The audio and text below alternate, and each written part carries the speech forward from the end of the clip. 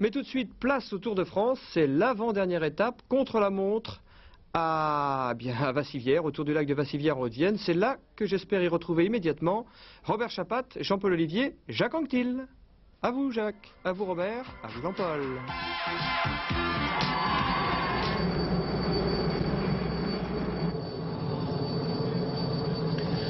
Bonjour Pierre, effectivement nous sommes là dans une région que vous connaissez bien puisque vous êtes passé par FR3 Limoges, une bonne école paraît-il, pour déboucher sur Antenne 2, l'élite comme disent certains, et pour assister ici au circuit du lac de Vassivière en Limousin à la dernière épreuve, ce qu'on pourrait appeler les figures imposées, contre la montre individuelle 47 km 500. Un temps assez chaud, mais un peu frais pour ceux qui sont à l'ombre. C'est vous dire les différences de température qui peuvent intervenir lorsque les nuages passent par là et masquent un peu le circuit. Un circuit très dur. Tous ceux qui viennent de le terminer, du Clos de la Salle en particulier, nous disent « Je n'ai jamais vu un circuit aussi difficile contre la montre ». Et surprise pour l'instant, le meilleur temps est celui de Thierry Marry, dont nous assistons au départ. Thierry Marry, l'homme d'Antenne 2, qui est parti pour s'inscrire probablement parmi les 10 premiers de cette épreuve contre la montre. Bon Bernard, tu m'entends? Bernard, tu m'entends actuellement? Bélier, meilleur temps intermédiaire au 16 km, 21 minutes. Thierry Marry est parti à 12h55.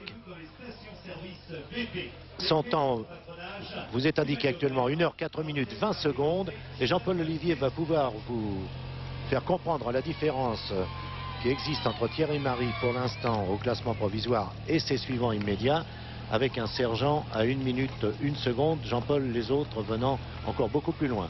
Bien oui, si Sergent est effectivement à 1 minute 1 seconde, Pellier termine à 1 minute 5 secondes et Gilbert Duclos-Lassalle encore plus loin puisqu'il est en 1h 5 minutes 34 secondes. Vous voyez si les différences déjà ont été réalisées, et en faisant le circuit ce matin, nous avons pu nous apercevoir que c'était un parcours pour hommes forts, c'est-à-dire un parcours qui ne grimpait pas tellement, mais avec tout de même quelques petites bosses qui faisaient mal, où il fallait mettre du braquet et il fallait sans arrêt relancer la mécanique. Je crois que c'est aussi votre avis, c'est un parcours pour hommes forts, en conclusion. Le classement donc actuel de cette étape, je le répète, dernière figure imposée du Tour de France, où Bernard Hinault au départ ne compte que 1 minute 59 secondes d'avance sur son deuxième, son compagnon d'équipe, Greg LeMond. Nette domination pour l'instant, je le répète, de Thierry Marry devant Sergent et Pellier, accrédité d'une excellente performance. Décidément, Pellier sera l'un des hommes à suivre dès le début de la saison prochaine, avec évidemment Thierry Marry. Thierry Marry, Jacques Anquetil, ça ne doit pas tellement vous surprendre, vous l'avez vu et vous le connaissez depuis longtemps, tandis que nous allons retrouver un par un nos concurrents sur la route. Il s'agit maintenant de Steve Bauer, longtemps porteur du maillot blanc des jeunes, et qui se bat pour récupérer, non pas ce maillot, je crois qu'il n'a plus aucune chance, mais qui se bat pour remonter au classement général après avoir occupé longtemps la 4e place. Alors revenons Jacques Anquetil parce qu'il mérite ce commentaire sur Thierry Marry. Oui, Thierry Marry, c'est quand même un homme fort de ce Tour de France qui a fait un beau début de tour et qui termine encore bien ce tour. Malheureusement pour Marry qui est normand, lui comme moi, je crois que le gros problème... c'est malheureux d'être normand. Je crois que le gros problème pour Marry, c'est la haute montagne. Il a perdu 1h26 secondes, 1h26 minutes sur Bernard Hinault et c'est un lourd handicap. Mais enfin, il se ressaisit bien dans les étapes contre la montre. C'est peut-être pas là qu'il reprendra du temps à Bernard Hinault. C'est son premier tour. Il est frais, on a l'impression qu'il est même en vacances et il nous gratifie aujourd'hui d'une belle performance.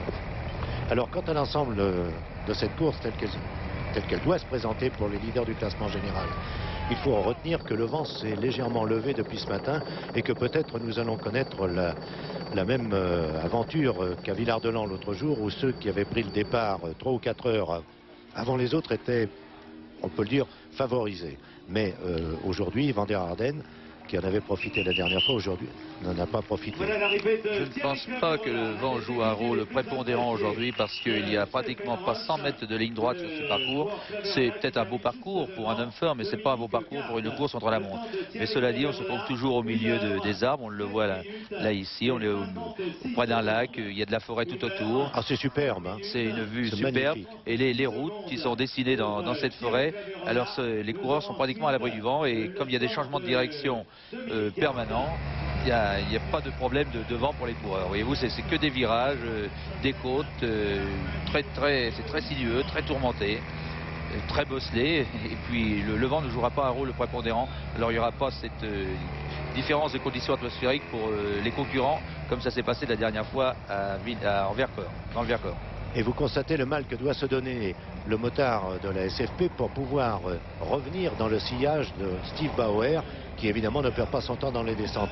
C'est quand même un circuit qui ne permet aucune seconde de récupération, justement parce qu'il est très sinueux, très mouvementé. Il n'y a pratiquement pas de terrain plat. Non, mais vous savez que les courses contre la montre, c'est pas que je voudrais vous contredire, mon cher Robert Chapat. Non, non, non. C'est que le plus difficile pour moi, c'est le plat. Parce que sur le plat, il n'y a aucun moment de récupération. Non, mais les courses, vous avez dû faire des courses contre la montre quand même. Oui. Mais vous savez que sur le plat, c'est dur parce qu'on ne sait pas où peut se trouver le moment de récupération. Alors que là, dans une côte, c'est très dur, mais derrière la côte, il y a la descente en général. Alors le spécialiste contre la montre fait toujours des différences sur terrain plat. Et là, vous allez voir que Bernard Hinault, qui est l'homme fort de ce Tour de France, qui est le spécialiste du contre la montre, n'est peut-être pas certain de remporter une victoire dans ce contre-la-montre. Depuis que j'ai vu le parcours, j'ai toujours fait de Bernard Hinault mon favori, mais ça va être très difficile pour lui parce que c'est pas un terrain qui est à sa convenance. C'est un terrain où le spécialiste Jean Roche, un gabarit léger, peut profiter sur un tel terrain qui n'avantage pas spécialement l'homme du contre-la-montre. Alors justement, je voulais vous faire dire que c'était Roche qui, brusquement depuis ce matin, devenait votre préféré. Oui, mon préféré, je n'ai pas de préféré. Non, entendons-nous bien, votre favori du jour. Oui, parce que n'oubliez pas que Bernard Hinault va rejoindre Eddy Merckx et Jacques Anquetil peut-être pour la 5e victoire dans le Tour. Ça ne me gêne absolument pas. Et si j'avais un préféré, ce sera encore Bernard Hinault qui mérite de gagner son 5e Tour de France.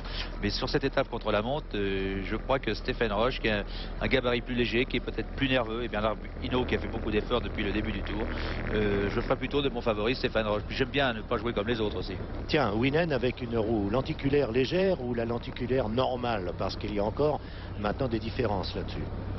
Vous savez, les roues lenticulaires, j'ai vu les coureurs tout à l'heure s'entraîner avec. Je trouve que ça fait beaucoup de bruit. Alors moi, roues lenticulaires ou paragulaires, je ne sais pas si ça convient vraiment bien sur un tel parcours. Oui, alors justement, j'ai demandé tout à l'heure à Pierre Badel s'il était possible de disposer un micro tout près d'un coureur comme Winen lorsqu'il se met en danseuse avec cette roue. J'ai suivi Van der Arden tout à l'heure en train, à l'échauffement, de monter une côte. Et quand il s'est mis en danseuse, donc il a fait naviguer la roue arrière, c'était comme une tempête. On avait l'impression que tout à coup, alors qu'on était en plein air, une salle venait d'être ouverte et que la bourrasque intervenait. Je crois que s'il y avait un peloton de 100 coureurs avec des roues lenticulaires, c'est interdit par le règlement, mais on pourrait plus s'entendre dans le peloton. 1 heure, voilà. 8 minutes et 59 secondes. Et toujours des temps, Jean-Paul, autour de 1h08, ce qui préserve bien la première place de Thierry Marie. Effectivement, le classement est inchangé pour l'instant en ce qui concerne les 6 premiers. Donc toujours Thierry Marie, 2e Sergent, 3e Pellier, 4e Nicolas Salle, 5e le champion de Belgique Paul Laguedorren. Et ensuite, nous avons donc en 6e position Paul Wellens, qui, soit dit en passant, a réalisé un bon Tour de France cette année. Après Winen, c'est Millard que nous allons saisir sur la route. Vous savez que les départs sont donnés en ordre inverse du classement général. Lors de la dernière épreuve contre la montre à Villard-de-Lans, les organisateurs, devant la présence massive des équipiers de la Vie Claire, dont Bernard Hinault est le leader, vous le savez, parmi les 10 premiers du classement général, avaient décidé d'imposer un autre règlement. Ce sont les responsables, ils peuvent faire ce qu'ils veulent évidemment, et avaient donc autorisé des départs séparés de 2 minutes avec un coureur de la même équipe devant et derrière. Là, ils ont modifié, c'est-à-dire que Roche partira l'avant-dernier alors qu'il est 3e du classement général et Hinault le dernier. Roche aura un avantage certain d'être renseigné sur la position de Lémon, car c'est toujours la 2e place du Tour qui est en jeu. Roche nous confiait hier que 1 minute 36, c'est un peu trop maintenant, à son avis, parce que dans la journée, Lémon avait pris la précaution de s'assurer 16 secondes de bonification et de 1 minute 20, qui était le retard hier matin de Roche sur les monts, c'est passé à 1,36 et pour lui, cela signifie qu'il ne peut plus espérer faire deuxième du tour. Mais ça peut être aussi faire partie de l'intox dont son directeur sportif, Raphaël Gemignani, est vraiment le champion. Bon, enfin là, pour Roche, il faut bien souligner que maintenant il a un net avantage, c'est de partir derrière Lehmann. Alors je vous dis tout de suite qu'à la place de Lehmann, je n'aurais pas accepté que Roche parte derrière moi. Étant deuxième du classement général, on aurait dû me faire partir sur ma position. C'était pas encore être un meneur alors que vous êtes retiré des affaires. Non, mais pas du tout. D'après le règlement, c'est la position inverse du classement général. Lehmann étant deuxième, il pouvait partir devant Bernard Hinault, ou alors on doit intercaler un coureur qui est plus loin au classement général. Parce que c'est un net avantage pour Roche. Et hier, Lehmann s'est battu pour des petites poignées de secondes, c'est-à-dire 16 secondes de bonification. Et là, Roche va être renseigné sur Lehmann et c'est un net désavantage pour Lehmann. Bien, je dois vous dire que votre avis est partagé par tous ceux qui ont participé au Tour de France avec nous dans l'équipe d'Antenne 2 cette année. Les anciens champions, Marcel Boishardy, Jean Baldassari, Raymond Gousseau, Roger Chupin, qui tous s'étaient distingués un peu partout sur les routes de France pendant une quinzaine d'années. Et ils partagent strictement votre opinion, Jacques. Ça doit vous faire plaisir. Vous devriez être à nouveau président du groupement des professionnels. C'est très gentil. Vous ne croyez pas que Winen, dont nous suivons l'action actuellement, a loupé son Tour de France? Oui, mais enfin, ça fait déjà quelques-uns qu'il a raté comme Tour de France. Il nous a gratifié de quelques exploits au sommet de la Peu d'Huez, mais Winen est un gabarit léger qui perd trop de temps dans les épreuves contre la montre. Peut-être qu'aujourd'hui, dans un parcours qui est un peu différent des autres parcours, parce que ce n'est pas un parcours pour spécialistes contre la montre, Winen va peut-être mieux faire, mais j'en ferai pas quand même un vainqueur du Tour de France, ce sera difficile pour lui.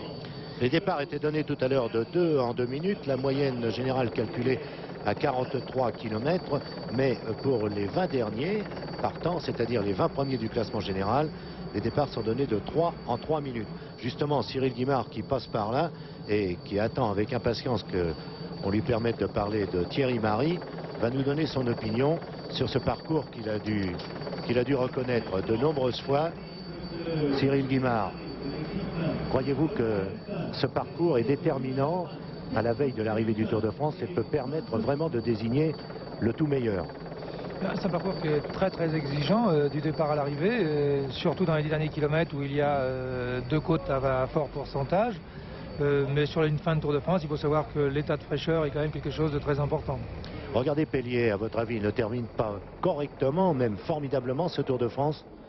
Bien, Pellier qui est un jeune coureur, peut-être encore un peu jeune même d'ailleurs pour faire tous les efforts qu'il a pu faire depuis le début de saison, finit quand même dans un très très bon état de fraîcheur et je crois que le temps qu'il a réalisé sur ce contre-la-montre est quand même excellent.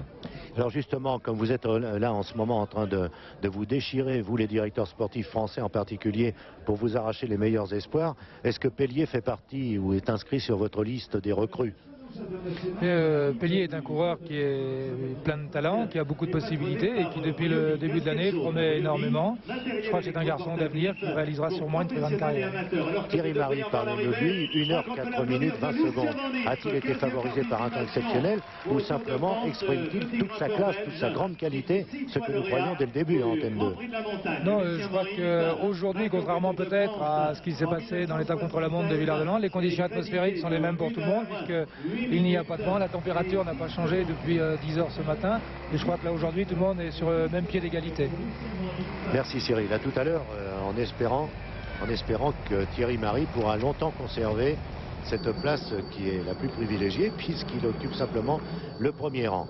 Millard, on l'a aperçu au-dessus des arbres, Millard dont ça n'est pas, on le sait, la meilleure discipline, mais qui est quand même relativement avantagé par ses relances dans les côtes, lui qui est un merveilleux démarreur en montagne, l'un des plus fulgurants qu'on ait connu, et quelques noms reviennent immédiatement en mémoire, dit aussi Montes par exemple. Mais Millard peut être comparé à ces gens-là, Jacques. Oui, mais Millard nous a un petit peu déçus sur ce Tour de France cette année, on attendait beaucoup de lui. Je crois qu'il a eu un gros problème l'avant-dernier jour en Espagne, où il pensait remporter ce Tour d'Espagne, qu'il était battu in extremis par Delgado qui lui avait repris 6 minutes en une étape. Ça a dû quand même lui faire quelque chose moralement. Et là, dans ce Tour de France, Millard n'a pas gagné une étape, on ne l'a jamais vu attaquer, il me déçoit un petit peu sur ce tour. Et c'est pas aujourd'hui, je crois qu'il va pouvoir se ressaisir sur un parcours qui est quand même davantage à sa convenance. Et je ne sais pas encore le grimpeur, c'est Le Gaulle ou Montes. Alors justement, il a derrière lui Zotomelk. Et Zotomelk joue là une partie importante. À près de 40 ans, Zotomelk va pouvoir profiter d'un point de mire excellent, donc Millard, pour prendre la 10e place du classement général, parce qu'il y a des petits matchs. Terminer 11e, c'est déjà moins bien que 10e, comme disait l'autre. Oui, il n'est pas dans les 10 premiers. Il a à battre Rutiman. Il y a 2 secondes d'écart entre Zotomelk et Rutiman pour la 10e place. Et le fait sa grande qualité, ce que nous croyons dès le début en Antenne 2. Non, je crois qu'aujourd'hui, contrairement peut-être à ce qui s'est passé dans l'étape contre la montre de Villard-de-Lans, les conditions atmosphériques sont les mêmes pour tout le monde, puisqu'il n'y a pas de vent, la température n'a pas changé depuis 10 heures ce matin, et je crois que là aujourd'hui, tout le monde est sur le même pied d'égalité. Merci Cyril. À tout à l'heure, en espérant que Thierry Marie pourra longtemps conserver cette place qui est la plus privilégiée, puisqu'il occupe simplement le premier rang. Millard, on l'a aperçu au-dessus des arbres. Millard, dont ce n'est pas, on le sait, la meilleure discipline, mais qui est quand même relativement avantagé par ses relances dans les côtes, lui qui est un merveilleux démarreur en montagne, l'un des plus fulgurants que l'on ait connu, et quelques noms reviennent immédiatement en mémoire, Bitossi, Bahamontes par exemple. Mais Millard peut être comparé à ces gens-là, Jacques. Oui, mais Millard nous a un petit peu déçus sur ce Tour de France cette année. On attendait beaucoup de lui. Je crois qu'il a eu un gros problème l'avant-dernier jour en Espagne, où il pensait remporter ce Tour d'Espagne, qu'il était battu in extremis par Delgado qui lui avait repris 6 minutes en une étape. Ça a dû quand même lui faire quelque chose moralement. Et là, dans ce Tour de France, Millard n'a pas gagné une étape. On ne l'a jamais vu attaquer. Il me déçoit un petit peu sur ce tour. Et c'est pas aujourd'hui, je crois qu'il va pouvoir se ressaisir sur un parcours qui est quand même davantage à sa convenance. Et je ne sais pas encore le grimpeur, si Le Gaulle ou Bahamontes. Alors justement, il a derrière lui Zotomelk. Et Zotomelk joue là une partie importante. À près de 40 ans, Zotomelk va pouvoir profiter d'un point de mire excellent, donc Millard, pour prendre la 10e place du classement général, parce qu'il y a des petits matchs. Terminer 11e, c'est déjà moins bien que 10e, comme disait l'autre. Oui, il n'est pas dans les 10 premiers. Il a à battre Rutiman. Il y a 2 secondes d'écart entre Zotomelk et Rutiman pour la 10e place. Et le fait pour Zotomelk de s'élancer derrière Millard doit constituer un avantage, tandis que Rutiman, lui, a peu de chances de rejoindre Chozas, qui est 9e du classement, occupé à se battre pour le maillot blanc des jeunes contre Para. Tout ça s'enchevêtre un peu, mais en définitive, demain aux Champs-Élysées, on saura qui est qui et qui est le meilleur dans chacune des disciplines. Oui, on le saura même ce soir après l'étape contre la montre. Je ne pense pas qu'il y ait de changement demain entre Orléans et Paris sur la dernière étape, et je pense que Zotomelk devrait terminer dans les 10 premiers. C'est-à-dire que Rutiman, qui fait un beau Tour de France, qui a travaillé pour Bernard Hinault, qui est actuellement 10e au classement général, avec simplement 2 secondes d'avance sur Zotomelk. Mais je pense que Zotomelk, qui est un spécialiste du contre-la-montre, va sans doute faire mieux que Rutiman, encore que le parcours n'avantage pas spécialement Zotomelk. Rutiman, qui est un battant et un grimpeur, sera sans doute mieux sur ce parcours, mais quand même, je donnerai la préférence au spécialiste du contre-la-montre, qui est Job Zotomelk. Croyez-vous que multiplier les reconnaissances sur un circuit de cette dimension, assez particulier d'ailleurs, ce circuit, croyez-vous que multiplier les reconnaissances soit un avantage, qu'on connaisse très très bien le terrain? Je sais bien que si Raymond Poulidor était encore coureur cycliste, là-dessus il aurait été imbattable, parce qu'il connaît tous les cailloux. Oui, il connaît tous les coins, mais enfin, c'est la condition physique qui compte avant tout, et comme le disait Cyril Guimard tout à l'heure, et c'est l'état de fraîcheur de chaque athlète. Bien sûr, sur la fin du tour, la 21e étape du Tour de France, c'est l'état de fraîcheur qui compte avant tout. Et sur un parcours comme ça, Poulidor aurait été avantagé. Je ne peux pas dire que c'est lui qui aura tracé le parcours, parce que vraiment c'est un parcours type pour Raymond Poulidor. Faites bien de le signaler. Raymond Poulidor, on n'a pas vu, entre parenthèses, encore ici à Limoges. Non, il habite à 10 km de là, à Saint-Léonard-de-Noblat. Alors voilà qu'interviennent maintenant, et nous allons essayer de vous faire profiter de ces informations qui nous arrivent avec un nouveau système apparemment très compliqué, mais très simple quant à ses résultats. Les temps de Kelly qui nous sont communiqués, et nous allons essayer tous les 3 km de vous donner la différence existant entre les 5 premiers, ou créée, donc cette différence créée entre les 5 premiers du classement général. Alors Jacques, vous qui savez lire sur un ordinateur. Oui, mais alors là, si je comprends bien, là, il y en a 3 qui seraient dans le même temps, c'est ça que je ne... Faut le temps. Oui, mais ils ne sont pas encore passés à ce 3e kilomètre. Hein. Ah, ils ne sont pas encore passés. Oui, il va falloir nous y habituer et essayer de ne pas être trop confus dans les chiffres, et simplement donner des positions. Toujours en tête Thierry Marie, pas de changement, tandis que Roux le grand Hollandais, qui aurait dû être l'une des grandes confirmations de la montagne et n'a pas réalisé non plus les escalades que l'on attendait de lui, tandis que Roux s'en termine à la 39e place, vous le voyez, avec un retard de 4 minutes 23 sur Thierry Marie. 1 heure, 8 minutes et 43 secondes. 1 heure, 8, 43. Des écarts importants déjà, Jacques. Ah oui, mais sur un parcours comme celui-ci qui est très dur et où l'état de fraîcheur joue énormément, puisque nous sommes à la 21e étape, il va y avoir des différences énormes. Puis il y a ceux qui sont démobilisés totalement, alors que ce soit un peu plus dur ou pour eux, ils ne font pas l'effort maximum. Quand on est à 2 heures au classement général, pourquoi se battre dans une étape contre la montre? Il vaut mieux essayer de sortir demain dans les derniers kilomètres à Paris, où il y aura un nombre public sûrement. Alors le coureur est démobilisé un peu, ce qui fait que les écarts sont énormes entre le premier et le dernier. J'ai toujours un œil sur un autre écran pour essayer de bien comprendre les passages au 3e kilomètre. Semblerait donc que Hinault aurait déjà, sur Kelly tout au moins, 3 secondes d'avance, d'après le passage de Kelly. Après Millard, c'est Job Zoetemelk que nous allons retrouver avec plaisir. Mais est-on certain que c'est la dernière fois que nous voyons maintenant? Voilà les temps maintenant. Voilà, c'est Roche qui aurait le meilleur temps. Lemon serait à 4 secondes. Hinault à 8 secondes. Et tout cela, ce serait à 5 km 700 du départ. À 5 km 700 du départ. Anderson à 11 secondes et Kelly à 13 secondes. Sous réserve, tout cela. Après 5 km 700 de course.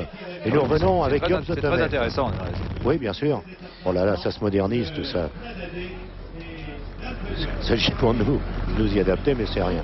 Voilà donc l'un des plus grands champions de son époque, Job Zoetemelk, dont on ne sait pas, hein, on n'est pas certain de dire qu'il s'agit là de son dernier Tour de France. Hébreu a été rejoint par Arnaud. Arnaud, excellent équipier de juste devant Beat Breu. De Bernard Hinault, donc. Dominique Arnaud. 1h06, 47. Le voilà placé parmi les 10 premiers lui aussi. Il a rejoint l'ancien roi de la montagne Beat Breu qui avait fait renaître quelques espoirs lors des ascensions pyrénéennes, mais qui n'a pas confirmé. Il a été lui aussi dans les 10 premiers, mais ça n'est plus le Beat Breu, grimpeur d'exception que l'on avait connu. Toujours avec Job, et dans son style qui évidemment ne peut plus changer maintenant. À l'arraché, les bras très tendus, se battant avec sa machine, s'arrachant lui-même. Un merveilleux exemple, non seulement de courage, mais je crois qu'il y a plus chez Job, c'est la volonté, c'est l'énergie. Il aime le vélo, ça lui plaît, c'est toute sa vie. Et il parle encore de faire un Tour de France l'année prochaine, alors que beaucoup d'autres voudraient s'arrêter. Bien non, lui, et il sera malheureux, il le disait lui-même il y a une dizaine de jours. Il dit: je serai malheureux, ou le jour où je serai au bord de ma maison et en train de regarder, au bord de la route, en train de regarder le passage du Tour de France. Pour lui, le Tour de France, c'est toute sa vie. On peut le comprendre quand il a, je sais plus, 5 ou 6 deuxième place dans ce tour. Ça me surprend toujours. Moi, pourquoi pas faire premier quand on est si près? Près de 6 fois deuxième, c'est quelque chose. Et puis une première place, il ne faut pas oublier. Alors confirmé, les écarts après 5 km 700. Roche en tête. 46-26, c'est sa moyenne. Si vous voulez, on va pas tenir compte. Lemon à 4 secondes. Hinault à 8 secondes. Anderson à 11 secondes. Kelly à 13 secondes. Il s'agit, je le répète, des passages au 5e kilomètre 700 exactement, des 5 premiers du classement général. Peut-être d'autres ont-ils fait meilleur temps à ce passage au cours de la matinée. Jean-Paul. Oui, eh bien, au 16e kilomètre, c'est-à-dire un peu plus loin, Anderson a réalisé le meilleur temps pour l'instant, donc 16e kilomètre en 21 minutes 7 secondes, c'est-à-dire qu'il a amélioré le meilleur temps intermédiaire toujours au 16e de Thierry Marie de 18 secondes. Meilleur temps pour l'instant donc avec Phil Anderson. 21,07. Voilà, c'est terminé pour Pierre Bazot qui réalise 1 heure, 6 minutes et 59 secondes. Ben lui aussi, Bazot termine en très bon état ce Tour de France. Mais je crois qu'il a été quelque peu bloqué au moment où ça ne se passait pas très bien au sein de la formation Fagor, dont Louis Secagnin est le patron. Et il pensait beaucoup réaliser ses performances sur les Pyrénées et vers Bordeaux. Mais ça, tout le monde le savait. Il avait comme une étiquette dans le dos, la pancarte Pierre Bazot, et n'a pas fait ce qu'il attendait dans ce Tour de France. À la limite, c'est surprenant de voir Bazot en 21e position, simplement à 19 minutes de Bernard Hinault, alors qu'on n'a pratiquement pas vu Bazot dans les étapes. Il est bien placé, il est là. Mais il vaut mieux quelquefois connaître des moments difficiles, terminer loin et puis essayer de gagner une étape ou de jouer un tout premier rôle dans les étapes. Et c'est ce que faisait souvent Bazot avant, mais là cette année, il n'a pas eu l'occasion. Il faut dire que s'il y a eu peu d'occasions dans ce Tour. Tiens, regardez ce que fait Pignot. Pignot que nous avons vu excellent l'autre jour vers l'arrivée à Pau avec Régis Simon et s'inscrit en Jean-Paul Olivier, 1h06 minutes 7 secondes en 5e place donc. Oui, c'est ça, oui. Un bon temps pour... C'est-à-dire juste derrière Duclos Lassalle et devant Paul Aguedoreille. Et 7 secondes, c'est le 5e temps. 5e temps pour Pignot, 1h06 minutes et 7 secondes, alors qu'il ne reste plus que 19 coureurs arrivent. Pascal Simon est le coureur que l'on attend maintenant sur la ligne d'arrivée, précédant Criquier-Lyon, le champion du monde, placé au 18e rang au classement général avec un retard de 17 minutes 5 secondes pour sa part sur Bernard Hinault. Oui, ce qui est fantastique, Robert, c'est que Anderson et Kelly sont crédités tous les deux du même temps, 21 minutes 7 secondes, donc tous les deux au 16e kilomètre. Ils sont à égalité. Oui, il n'avait que 2 secondes d'écart au 5e kilomètre 700. Alors, il joue un match très serré entre eux. Rutiman, le Suisse, équipier de Hinault lui aussi, remarquable coureur et qui se bat, on vous l'a dit tout à l'heure, pour la 10e place du classement général.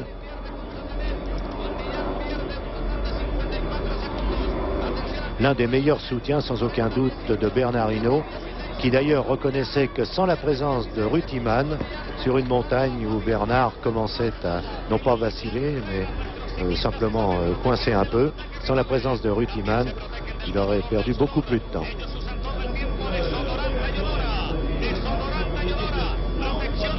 On avait déjà oublié que l'année dernière, il occupait exactement la même place dans le Tour de France, 11e. Après 9 km 600, encore sous réserve. Cela semble confirmer, en tout cas, les positions de Kelly et de Anderson. Roche, premier, avec 10 secondes d'avance sur Greg LeMond, 13 secondes d'avance sur Bernard Hinault, 16 secondes sur Sean Kelly et 18 sur Anderson. Pour ce qui concerne les 5 premiers du classement général, ces résultats sont dus à une liaison télématique Microtel de Saint-Léonard pour Antenne 2. C'est formidable cette liaison, d'avoir les pointages tous les 5 km, oui. C'est extraordinaire. Et c'est à 9 km 600 du départ. Donc le meilleur temps, c'est Stéphane Roche. Ouais, Stéphane Roche, donc, qui confirme vos espérances. Oui. Tout au moins vos pronostics. Parce que... Pronostics, j'ai mis Hinault deuxième alors. Mais attention, la fin de course est très très difficile. Il y a une côte de 5 km et ce sera peut-être dur pour Stéphane Roche quand même dans cette ascension à quelques kilomètres de l'arrivée. Ça revient aussi à dire que Stéphane Roche est maintenant revenu à 1,26 de LeMond au classement général. Et attention, au 16e kilomètre, Greg LeMond précède Anderson et Kelly de 12 secondes. 12 secondes.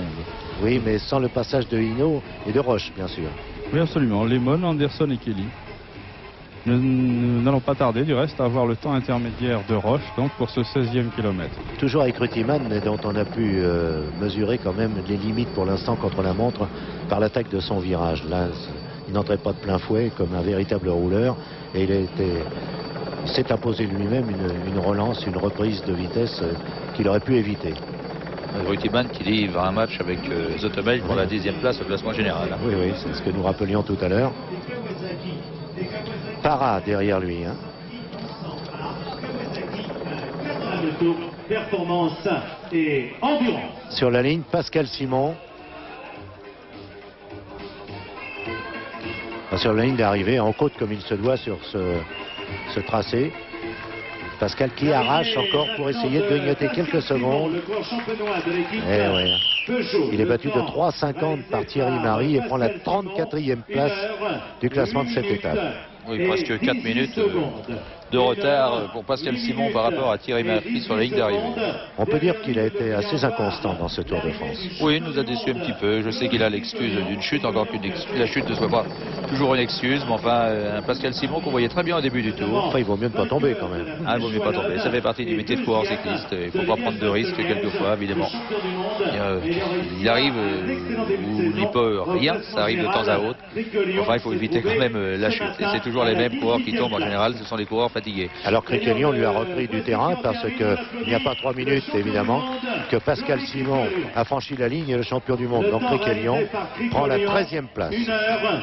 7 minutes. Et j'ai l'impression que Thierry Marie a fait quand même un exploit dans ce tour. Ah oui, parce que je vois Criquelion, champion du monde, qui termine à 3 minutes. Pascal Simon sur un terrain à sa convenance, puisqu'il y a de nombreuses côtes. Changement Hinault maintenant en tête au 13e kilomètre devant Roche à 2 secondes, Lémon à 3 secondes, Anderson à 10 secondes, Kelly à 14 secondes. Donc entre le 7e et le 13e kilomètre, Bernard Hinault, sans doute en pleine action maintenant, vient de faire la différence et je le répète, précède Stéphane Roche jusque-là en tête assez nettement et qui nous indiquait qu'un certain bouleversement allait s'opérer ici contre la montre en tête du classement général. Eh bien non, Hinault a réagi sans doute tout à fait informé de la performance réalisée par Roche et le précède de 2 secondes après 13 km de course. Et après 16 km, nous n'avons pas le temps d'Hinault bien entendu, après 16 km, Lemon devance Stéphane Roche de 2 secondes. Alors Stéphane Roche qui faiblit nettement parce que dans le passage que je viens de vous donner 3 km plus tôt, Jean-Paul, Roche comptait 1 seconde d'avance. Oui, intéressant tous ces temps. Et nous avons à côté de nous Pascal Simon. Tandis que Parra est à l'écran, avec son maillot blanc qu'il a l'intention de défendre. Oui, Parra qui a réalisé un assez bon temps intermédiaire en ce qui concerne les Colombiens, bien entendu. Il avait fait 21,59 km. Pascal Simon, comment avez-vous trouvé ce parcours? C'est un parcours de contre-la-montre extrêmement dur, surtout en fin de Tour de France, puisqu'il n'y a pratiquement pas de plat, ça monte, ça descend, ça tourne à droite et à gauche, et puis en plus pour le final il y a le vent contraire, donc c'est très difficile. Vous n'étiez plus très motivé? C'est vrai que je n'étais pas très motivé. Depuis ma chute, j'ai perdu confiance en moi, et puis je suis un peu démobilisé. Mais bon, j'ai essayé aujourd'hui la roue lenticulaire avec Balourd, puisqu'il faut quand même essayer. Et à mi-parcours, j'ai été obligé de changer de vélo parce que ça allait vraiment pas du tout, trop lourd. Et puis c'était pas le parcours pour ce genre de roue. Ah voilà, en tout cas un détail intéressant. Oui, effectivement, qui nous intéresse beaucoup, Jean-Paul. Vous pouvez insister même à ce propos. C'est-à-dire 1 seconde derrière. Oui, car on a vu, Pascal, un certain nombre de concurrents avec des roues lenticulaires. Alors, c'est pas du tout la solution pour ce parcours. Je pense pas, moi. Enfin, en ce qui me concerne, je sentais que c'était pas bon puisque j'ai changé le vélo. Et bon, je connais pas le temps de mes adversaires, ceux qui ont utilisé cette roue. Pour ma part, je peux dire que c'était pas valable. Qu'est-ce qui se passe? Ça flotte considérablement ou ça vous freine? Non, c'est pas que ça freine ni que ça flotte, c'est beaucoup plus lourd qu'une roue ordinaire. Et comme ici ça monte beaucoup, dans les descentes on sent que ça repart bien, mais dès que ça remonte, ça ralentit. Et c'est pas dans une côte on perd davantage de temps qu'en descente. Autrement dit, à peine c'est bien reparti que la côte se présente à nouveau. C'est ça. Voilà, Robert. Alors, confirmation, Jean-Paul, vous l'avez devant vous, de la qualité de Robert Forest, le coéquipier de Pascal Simon sur ce Tour de France, qui prend la 5e place. Vous nous rappelez rapidement le classement, tandis que nous allons retrouver Parra, je pense, sur la route, Jean-Paul. Oui, eh bien donc Thierry Marie se trouve en tête, donc en 1 heure 4 minutes 20 secondes. Ensuite, De ce contre-la-montre. Sergent en 1 minute 5,21. Ensuite, nous avons Pellier, 1,5,26. Duclos-Lassalle, 1,5,34. Et Robert Forest, qui se trouve donc maintenant dans les 5 premiers, alors qu'ici le tableau va pratiquement s'écrouler sous la poussée des gens. Mais non, un accident est vite arrivé, mais il est évité. Voilà donc pour les 5 premiers du classement général provisoire. Et 5 premiers, 4 Français cocorico parmi les 5 premiers. Avec Sergent, cet homme de classe dont on dit exceptionnel, mais qui n'arrive pas à confirmer depuis 3 ans déjà. En tout cas, bonne performance aussi de sa part. Et nous retrouverons en direct, après Parra, Chozas, avec ce match que je trouve splendide d'ailleurs, engagé entre les deux. Chozas qui est un petit peu la révélation de ce Tour de France, hein, parce qu'il a fait une échappée où il a pris 10 minutes d'avance, mais quand la bagarre avait été déclenchée, il a pratiquement peu perdu de temps par rapport aux hommes qui chassaient derrière lui, et après il a bien passé la montagne, et là il y a une belle lutte entre Parra et Chozas pour le maillot blanc, c'est-à-dire le néophyte du Tour de France que Steve Bauer, le Canadien, a détenu pendant la première partie du Tour, mais qu'il a perdu dans les Pyrénées. Alors très intéressant, les positions intermédiaires au 16e kilomètre. Bernard Hinault devance Greg LeMond de 6 secondes. Oui, 6 secondes, oui. En 3e position, donc Stéphane Roche. En 4e position, Anderson et Kelly. Kelly, 4e à 18 secondes, Anderson à 19 secondes, 5e. C'est vraiment la poussée en force de Bernard Hinault. La reprise des commandes en quelque sorte, Jacques Anquetil, parce qu'il nous semblait mal parti, Bernard Hinault. C'est Chozas en tout cas qui nous intéresse pour l'instant. À chacun son tour, c'est le cas de le dire. Jacques Chancel ne nous contredira pas là. Chozas, pour ma part, je le considère comme la grande révélation du Tour de France. Ah oui, Chozas, c'est vraiment un coureur d'avenir. Il nous a surpris sur ce Tour de France. Et même dans cette performance contre la montre, c'est un superbe rouleur, c'est un grimpeur. Il va vite au sprint, on l'a vu remporter des sprints modifications. S'il ne les rapporte pas, il est terminé 2e. Et je crois que c'est un coureur complet et un coureur plein d'avenir. Et voici que pendant ce temps, Eddy Scheepers est venu lui aussi rappeler que selon Eddy Merckx, il était le Belge à venir, mais il y a 3 ans de cela. Et Eddy Scheepers a pris la 4e place du classement provisoire.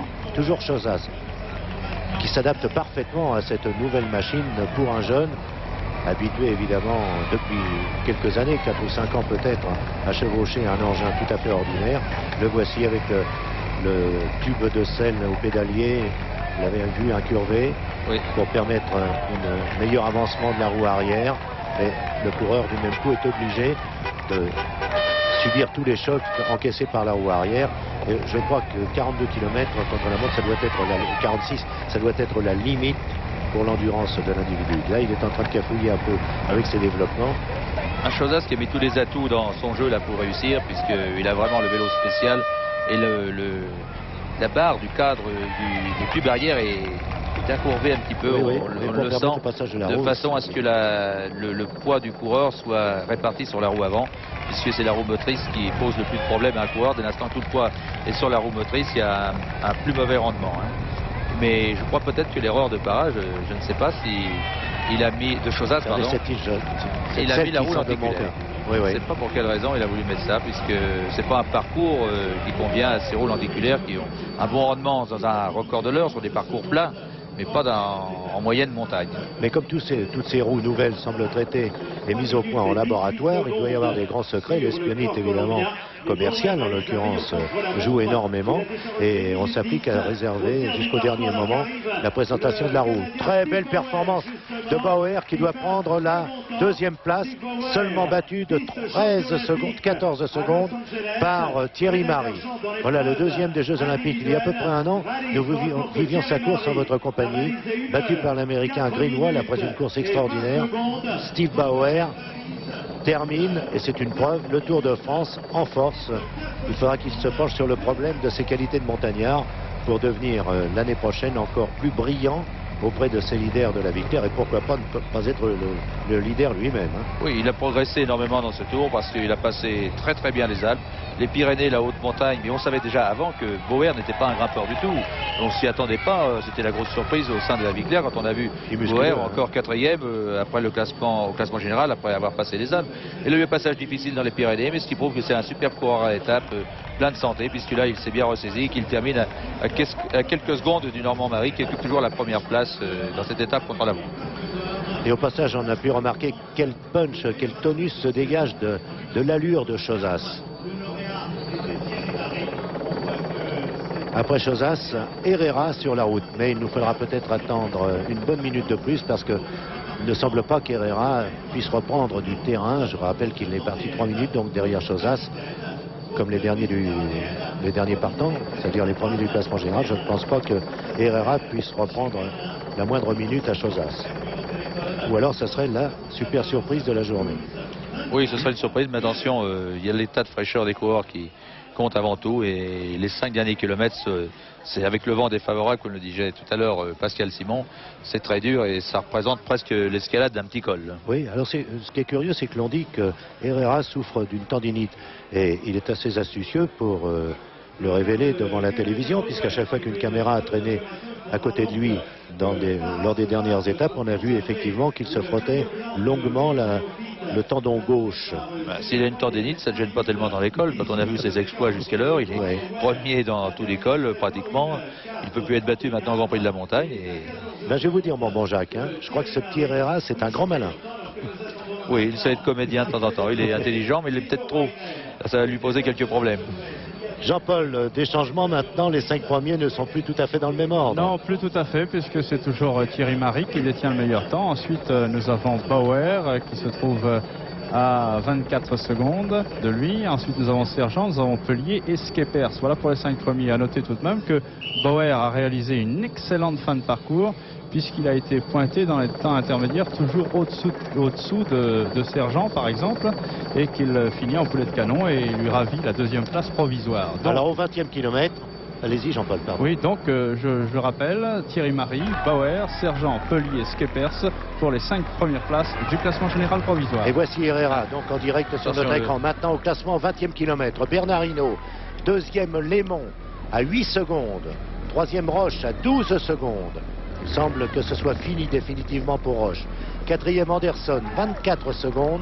5e Kelly, 26 secondes. Toujours par cette liaison télématique Microtel Saint-Léonard. Et concernant les 5 premiers du classement général. Avec Herrera maintenant. L'étude de son style, le rappel de son palmarès. Promis évidemment et depuis longtemps déjà à un nouveau titre de roi de la montagne du Tour de France. Le voici là sur un terrain qui lui convient assez puisque ça monte.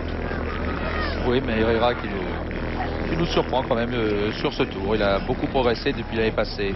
Et ce qui est amusant, c'est qu'il nous surprend plutôt dans la moyenne montagne, parce que l'année dernière, il avait un terrain à sa convenance. Il y avait pratiquement sur le tour 2 fois plus de montagne que cette année. Et des cols qui étaient très difficiles à escalader, alors que là, en moyenne montagne, eh bien, Herrera a dominé la situation et de loin. Et j'ai bien peur que Herrera, dans les vrais Tours de France, où il y aura, c'est un vrai Tour de France cette année, mais où il y aura beaucoup de montagnes, et qu'il ait quelques problèmes. Mais de toute façon, il a progressé, c'est un petit gabarit, il pèse 56 kilos. Il faudra qu'il prenne un peu de musculature pour escalader encore mieux l'école. Une réflexion à propos du passage au 20e kilomètre. Hinault a roulé à 45 km 720 de moyenne. Ça ne vous surprend pas sur un tel parcours? Sur un parcours comme ça, oui, c'est toujours surprenant. Hein. Sur 45 de moyenne, on a difficile à les faire en voiture. Alors c'est pour dire la performance de Bernard Hinault. Mais ce qui me surprend un peu, c'est le peu d'écart qu'il y a quand même. Il est vrai qu'à ce stade du Tour de France, tous les coureurs sont un petit peu fatigués. Et entre le 5e Kelly et Bernard Hinault, 20e kilomètre, il y a simplement 26 secondes d'écart.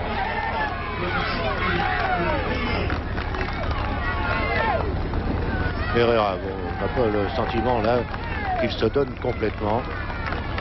Il occupe au classement général la 7e place avec 8 minutes 50 de retard sur Hinault, mais 24 secondes de retard sur Delgado. Il ne prétend pas passer Delgado.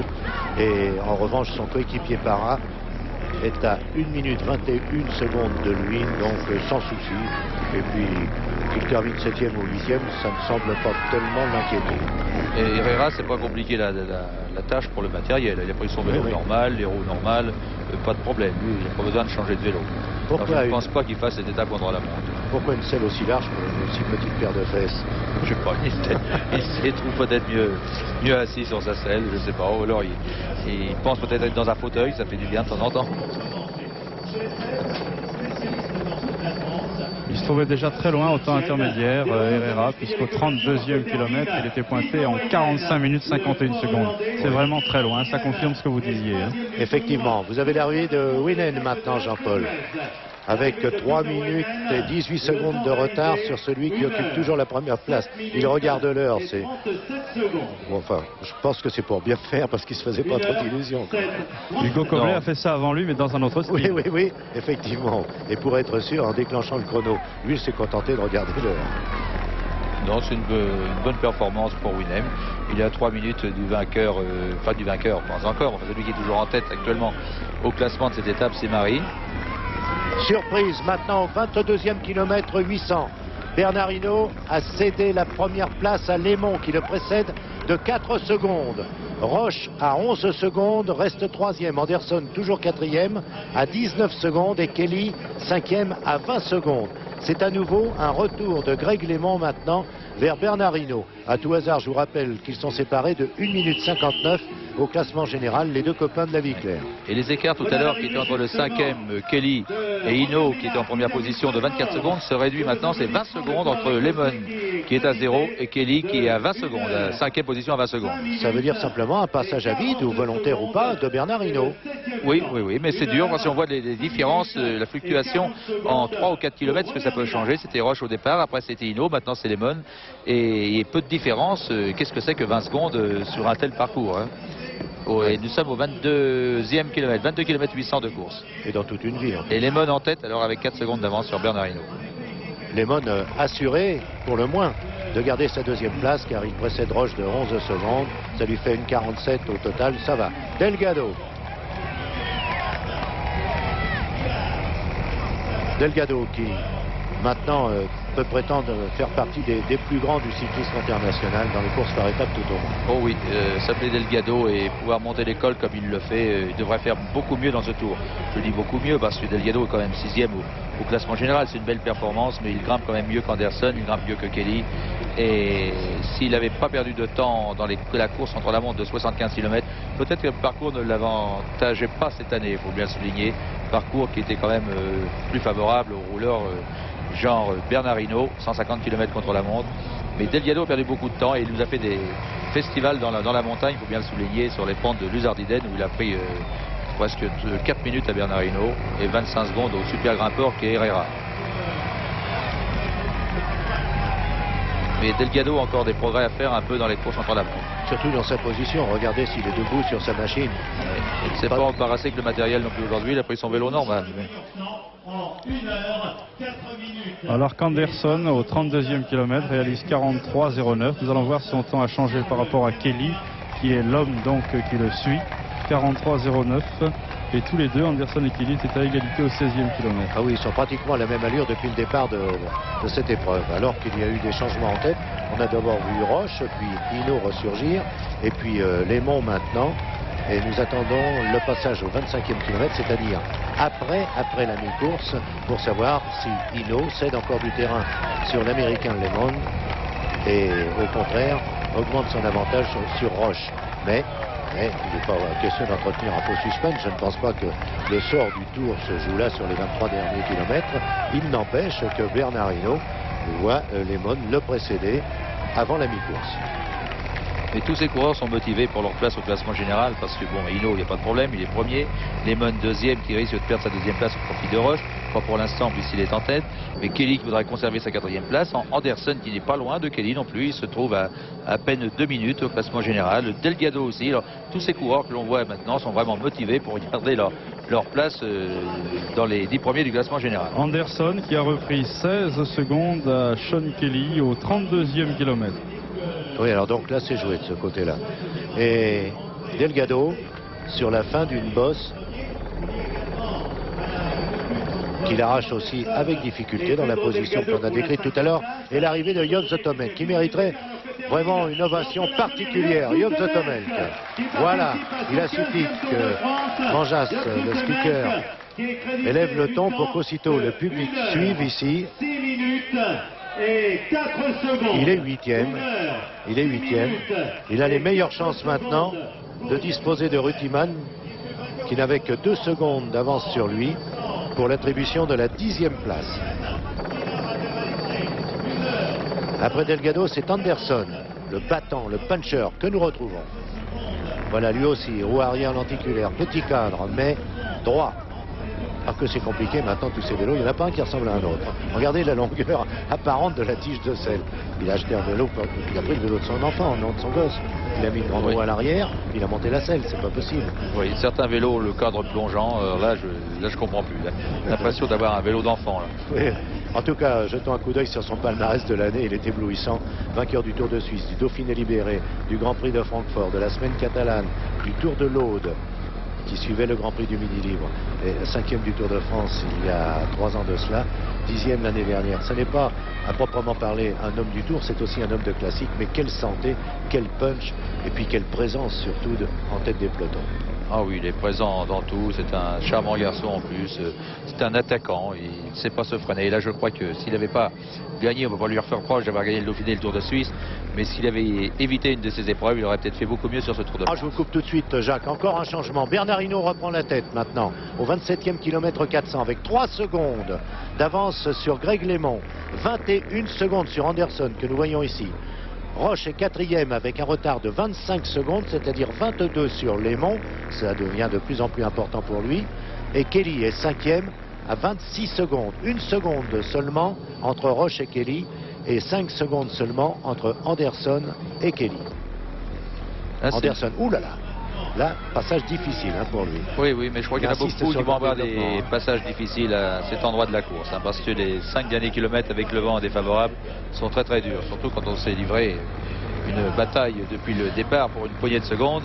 Ah oui, là c'est dur. Ah oui, là, les cuisses de tous les côtés, cette musculature gigantesque. Parce que c'est un petit coup de roulis pour récupérer là. Ah oui, là, il a produit un effort tel qu'il est même maintenant obligé de reprendre des petits développements, mais je crois que sa faute lorsque nous l'avons récupéré à l'image, c'était dans ce virage en faux plat de pousser un trop grand développement et il va mettre du temps avant de s'y retrouver. Je crois que maintenant il n'a plus d'autres possibilités, il est sur le plus petit des braquets. Oui. Puis alors la route n'est pas trop roulante, on voit sur le sol le terrain est rugueux, alors ça ne rend pas, le coureur se décourage un peu. Quand on est plusieurs coureurs ensemble, on peut faire la comparaison avec d'autres, mais là, comme on dit en termes cyclistes, on a l'impression d'être planté sur la route, on n'avance pas. Et au 32e kilomètre, LeMond devance Anderson de 16 secondes.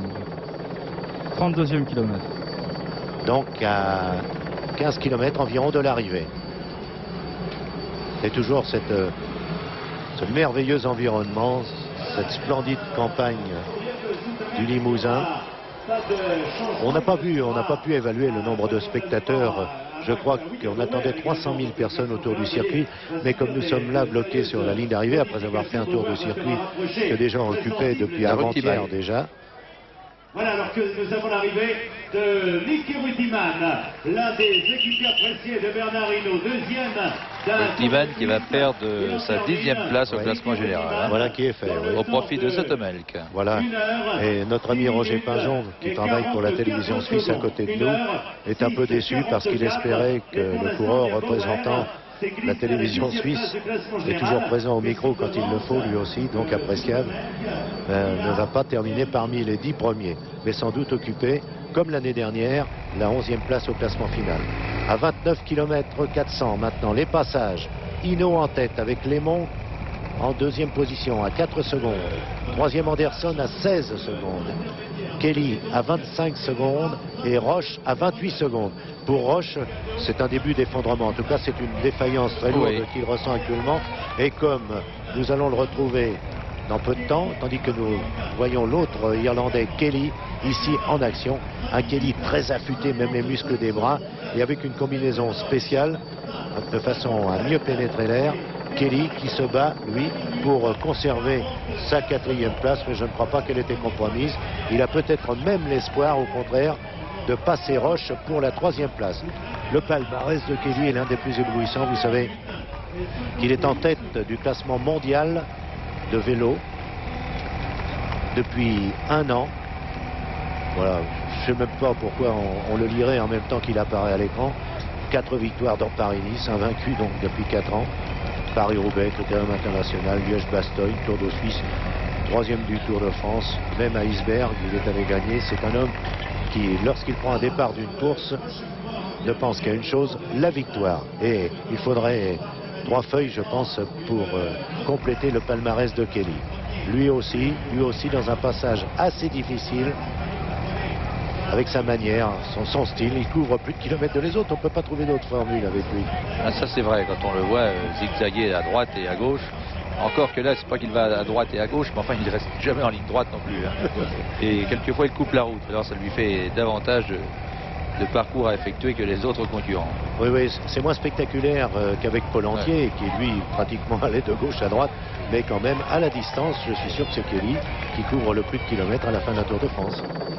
Tout à l'heure, je vous ai annoncé, Robert, que Zoetemelk est terminé dans les 10 premiers, mais je ne pense pas, parce que je crois que Bauer, qui a le deuxième temps actuellement contre la montre, doit passer Zoetemelk. Et Zoetemelk, malheureusement, Il était 14e, Bauer. Hein. Oui, il était 14e et à 13-29. Et il y a à peine 2 minutes qui le séparent de Zoetemelk. Et je pense que Zoetemelk ne terminera pas dans les 10 premiers du tour. Dites-moi, mais c'est bien ce que vient de faire Parra, le Colombien, à 2 minutes seulement, et juste de Thierry Marie le meilleur temps.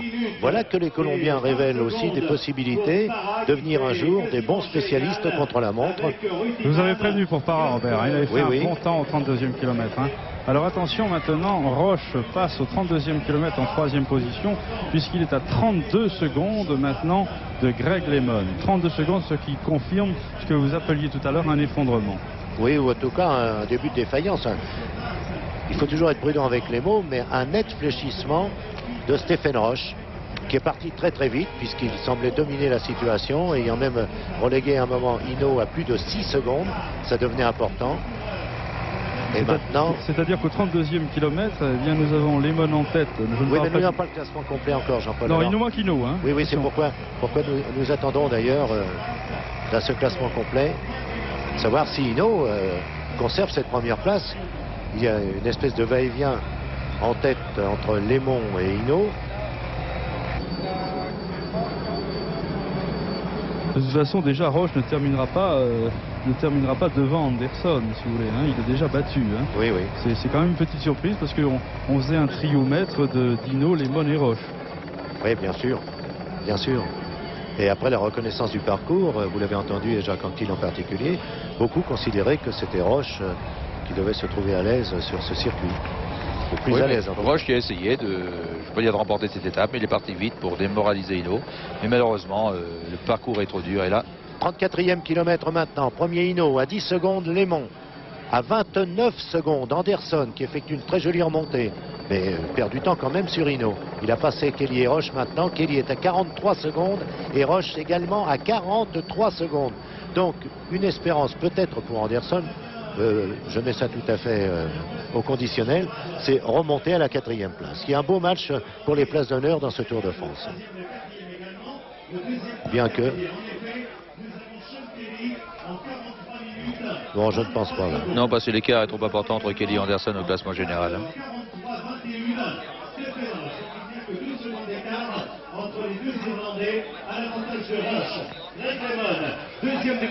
Alors dans ce groupe de tête anglophile, 51 secondes. Et il y a un beau match pour le maillot blanc. Là, on attend l'arrivée de ces Chozas. Voilà Chozas. Ah ben, Chozas qui va réaliser un très bon temps. Voilà donc les deux. Et voilà. Voilà Chozas. Alors que Parra était 20e de l'étape avec un bon temps à 2 minutes de Thierry Marie, Chozas prend la 10e place avec seulement 55 secondes de retard sur Thierry Marie. Donc Jean-Paul, je pense que Chozas se place parmi les 10 premiers, mais surtout remonte maintenant Parra pour le maillot blanc, non? Non, je ne pense pas. Il y a 39 secondes au classement général. Et là, à l'étape, il n'y a pas 39 secondes. Alors, c'est Parra, le Colombien, qui va garder sans doute son maillot blanc. Alors, vous parliez tout à l'heure des 34 km. Là. Eh bien, ça situe maintenant les positions qui peuvent être intéressantes pour le final. Premier, donc, Hinault. Deuxième, Lemon. Troisième, Anderson.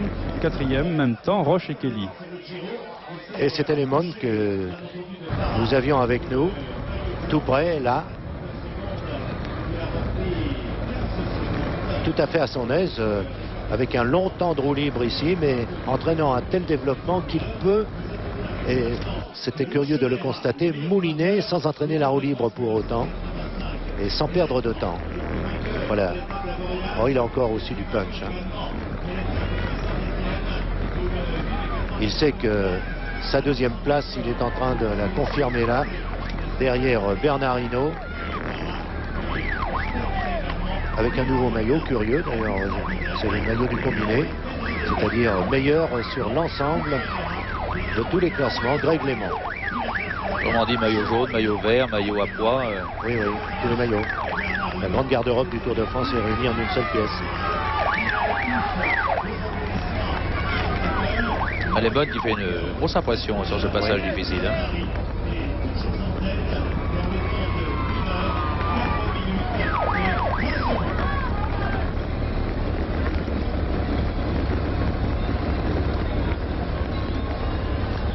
Quand même noter Un que nouveau personne... pointage au 36e Oui, kilomètre. on attend qu'ils soient en cours.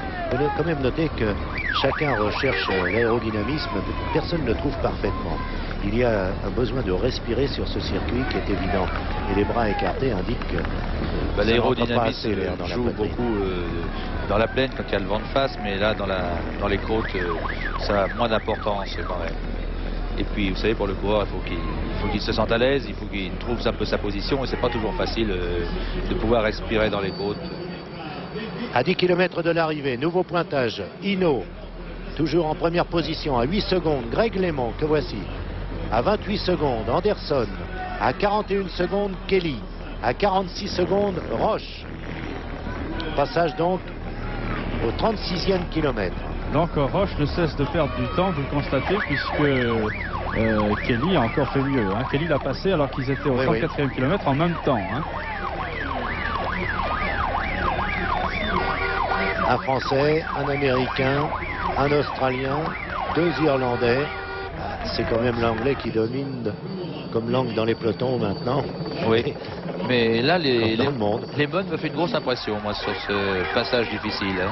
Après avoir vu Anderson tout à l'heure. C'est vous qui le dites, hein? Oui, oui.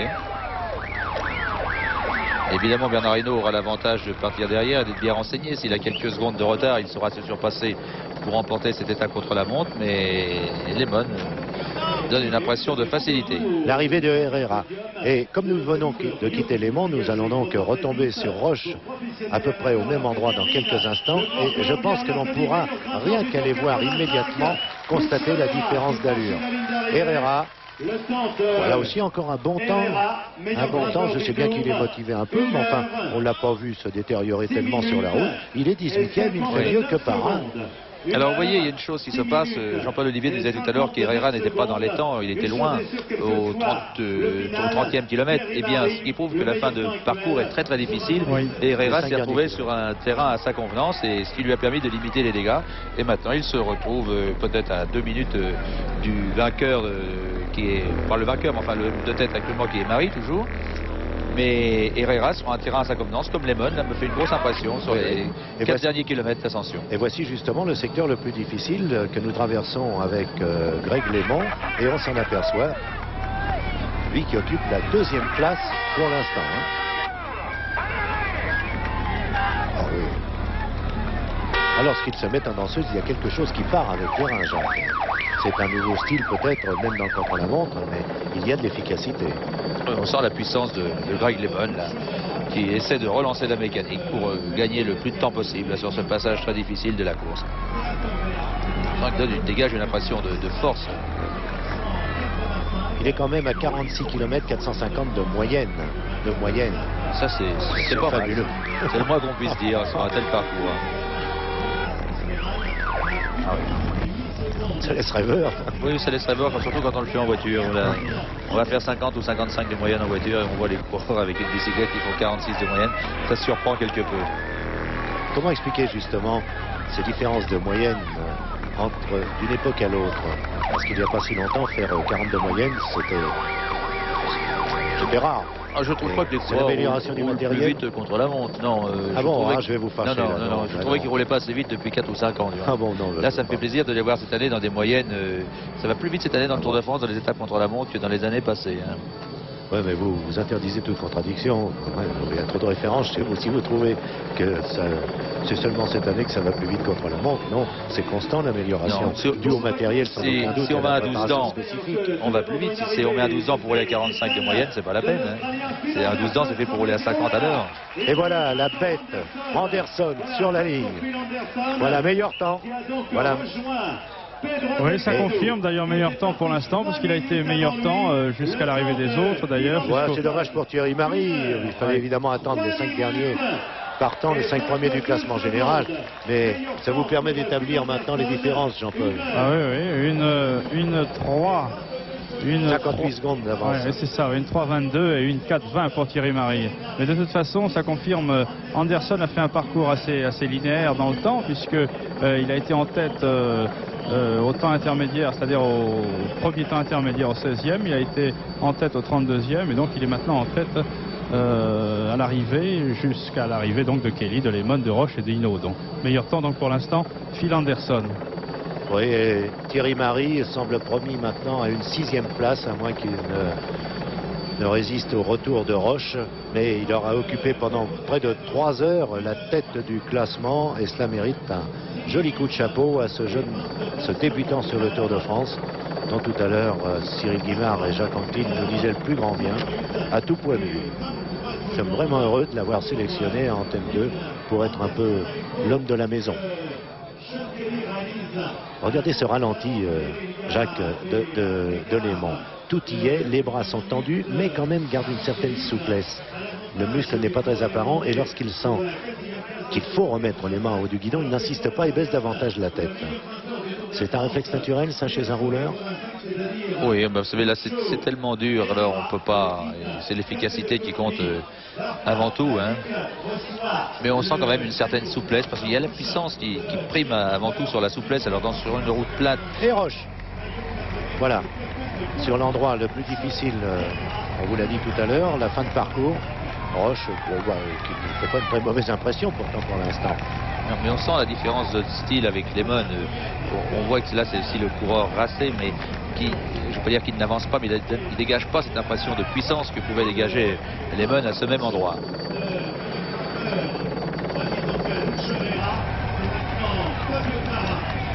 Ah oui, là. On voit que c'est difficile sur cette portion de route. Il arrache les mains en bas du guidon, ce qui est assez rare dans ce cas-là. Il met tous les atouts dans son jeu pour essayer de réussir, les mains en bas du guidon, alors que Lehmann avait les mains en haut du guidon, lui. Il était beaucoup plus décontracté. Hein.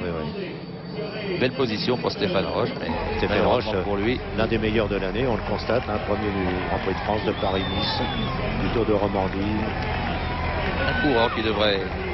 Cette année, il a gagné le critère international au début de saison grâce à l'épreuve contre la montre, justement. Oui, il devrait confirmer ses résultats du Tour cette année, l'année prochaine. Je crois qu'il manquait un peu de confiance en lui, il a été malade et maintenant ça va venir un peu. Il s'est bien battu sur ce Tour, il a peut-être attendu trop longtemps, parce que Geminiani avait annoncé l'attaque de Roche dans les Pyrénées. Mais enfin, il a fait cette attaque, il l'a réussi. L'arrivée de Kelly. Mais il est vrai qu'ils sont très jeunes, Roche et Lehmann, tout comme Laurent Fignon. Ce sont des gars qui vont tenir le haut du pavé sur 5 ou 6 ans. Sean Kelly a 30 ans et il est toujours là, il est bien là, mais deuxième, voilà. 3 minutes et 45 secondes, deuxième temps, 1 heure. Alors dans l'ordre pour l'instant, classement provisoire et en attendant l'arrivée de Hinault, Lehmann, Roche, au classement provisoire donc. Anderson, Kelly, Marie, Boer. Alors ça confirme en ce qui concerne Kelly. Anderson et Kelly se trouvaient à égalité au 16e kilomètre, 21,07 tous les deux. Et Anderson a repris beaucoup de temps, à une vingtaine de secondes. Donc, voici les passages au 40e kilomètre, Jean-Paul. Oui, c'est à peu près la même chose d'ailleurs. En tête Lehmann maintenant, ça a encore changé. Hinault à 7 secondes. Troisième Anderson à 28 secondes. Kelly à 42 secondes, il en a terminé, lui on le sait, tout comme Anderson. Et Roche, 5e à 56 secondes. Voyez-vous, sur les images que l'on a pu voir sur l'écran, c'est vraiment, on n'a pas encore vu Bernard Hinault. Hein. Oui, oui. Jusqu'alors, c'est Lehmann qui me faisait une super impression. Vraiment, il dominait la situation et je me demandais à quel point il n'allait pas reprendre du temps à Bernard Hinault. Alors maintenant, il nous reste à voir Bernard Hinault sur ce passage. Ce passage difficile de la course qu'on va apercevoir tout à l'heure.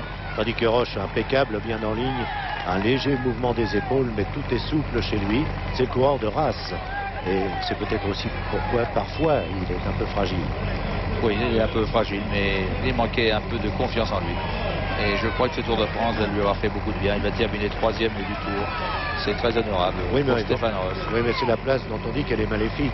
Celui qui est 3e disparaît les années suivantes. Oui, je sais. J'ai fait 3e une année, alors l'année d'après, j'ai pas fait le Tour. Comme ça, elle n'était pas maléfique. Ah bah oui, d'accord. Oui, c'est une façon évidemment d'esquiver. Mais on va pas rappeler le palmarès et puis c'est trop douloureux en plus. Non, faut pas lui dire surtout. Ah bah avec Geminiani, il doit le savoir. Alors oui, c'est pas avec Geminiani qui va lui raconter toute l'histoire du Tour de France. Il la connaît par cœur. L'arrivée de Greg Lehmann. Oh là là, il termine comme un sprinter. Hein. On dirait une arrivée d'étape en ligne. Sans la puissance. Punch. Qui effectue un très beau contre-la-montre. Le temps du coureur américain. En tête, Lemon. Lemon réalise 1 heure, 2 minutes et 51 secondes. 1 heure, 2 minutes et 51 secondes. Lemon est le 31 secondes de mieux qu'Anderson. Oui, oui. 1h03, c'est donc le meilleur temps. Greg Lemon, 1 heure, 2 minutes et 51 secondes. Ben voilà, qui confirme alors que Roche ici semble presque planté sur la côte. Oh, qu'il doit souffrir là. Oh oui, là c'est très dur pour Stéphane Roche, là, ça se voit. Quand on a vu les mains tout à l'heure, à quelle allure il roulait, il dégageait une impression de puissance et Roche qui a joué le tout pour le tout dans cette étape, il a voulu partir vite. Évidemment, maintenant il accuse le coup. Alors là c'est trop, c'est trop. Mais son départ, à mon avis, il l'a voulu trop rapide. Il a voulu écraser tout le monde au départ et pensant qu'il allait pouvoir continuer sur cette lancée des 10 premiers kilomètres absolument fulgurants. Et le voilà maintenant, qui paie durement, Ça ne l'empêchera pas d'expliquer tout à l'heure dans son sourire, qui est un sourire presque d'enfant, mais délicieux. Oui, non, c'est ça la course, j'ai beaucoup souffert, puis c'est tout. Oui, et puis alors, en même temps. il risque de perdre peut-être sa 3e place au profit d'un autre Irlandais, son compatriote Kelly. Tout à l'heure, vous n'y croyez pas quand je... Non, je n'y croyais pas, mais maintenant que je vois les images, je commence à y Ne croire. vous battez pas, monsieur, ne vous battez pas. Non, mais malheureusement, on ne lui souhaite pas, vous en doutez bien. Mais malheureusement, son déclin, il accuse quand même 54 secondes de retard maintenant au 41e kilomètre, alors qu'il avait possédé 10 secondes d'avance sur Hinault. Ça fait une différence d'1 minute 4 en moins de 20 km. Enfin, il y a 1,58, je crois, qui sépare les deux hommes. Non, 2 minutes 02, vous voyez. Vous essayez de vous Au rassurer. classement général. Alors je rappelle, au 42e kilomètre, Lemon avec 10 secondes d'avance sur Hinault. 30 secondes sur Anderson. 43 secondes sur Kelly. 54 secondes sur Roche. Il me semble vraisemblable que Hinault doive s'attendre à une défaite aujourd'hui, à moins de terminer en bolide. Et vraiment de réaliser là un exploit. Mais Le changement de vitesse opéré très rapidement. Mais comme il a toujours des développements un peu supérieurs aux autres, on ne peut pas tellement se fier. Il faudrait plutôt regarder les spectateurs qui défilent à grande allure. Et Bernard ne fait pas la même impression que Lemon parce que c'est moins délié. Je regardais le palmarès de Bernard Hinault, je trouve pas mal. Quand même. Oui. Non, Hinault il dégage une impression de force là aussi qui va être renseigné sur les temps de Lemon. Mais je crois qu'il va être difficile pour lui de reprendre du temps à Greg Lemon dans ses derniers kilomètres. Et je crois que sur l'image, Lemon ne faisait plus l'impression que Bernard Hinault.